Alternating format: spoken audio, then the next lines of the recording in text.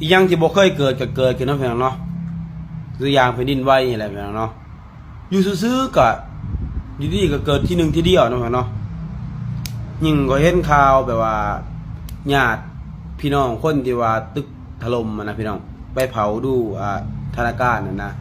ไปบางคนก็หายบางคนก็ถามหาลูกบางคนก็ถามหาน้องหาพ่อหาแม่ถามหาเมียบางคนก็หายเห็นเลยนะซึกเศร้าแห้งอันนี้ข่อยเป็นคนอ่อนไหวในแบบนี้เนาะคนอ่อนไหวเป็นแรงงานคือกันนี่เฮาเห็นแล้วโอ้นั่นเนาะเฮามาทำมาหากินนะพี่น้องแล้วเฮาบ่เจอเหตุการณ์แบบนี้เนาะไผก็บ่อยากให้เกิดไผก็บ่อยากให้เกิดแต่ว่ามันก็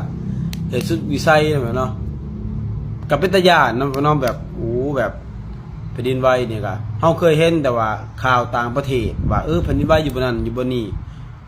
เกิดมาบ่เคยคิดว่าจะอายุ30นี่บ่เคยคิดว่าตัวเองสิมาเจอกับแบบว่าเหตุการณ์แผ่นดินไหวโน่นนี่เนาะ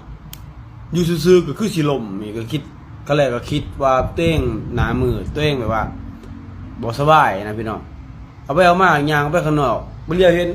สายไฟก็แกว่งไปแห้งๆเนาะเรียกเข้ามาในบ่เฮ็ดงานกับพัดลมเพดานน่ะแกว่งไปแกว่งมาโอ้เป็นตาย้านนี่พี่น้องเอ้ยเกิดมาบ่เคยได้เห็นก็บ่เคยได้เจอก็ได้เจอเนาะก็มีแต่ว่าสู้ๆเนาะก็ขอ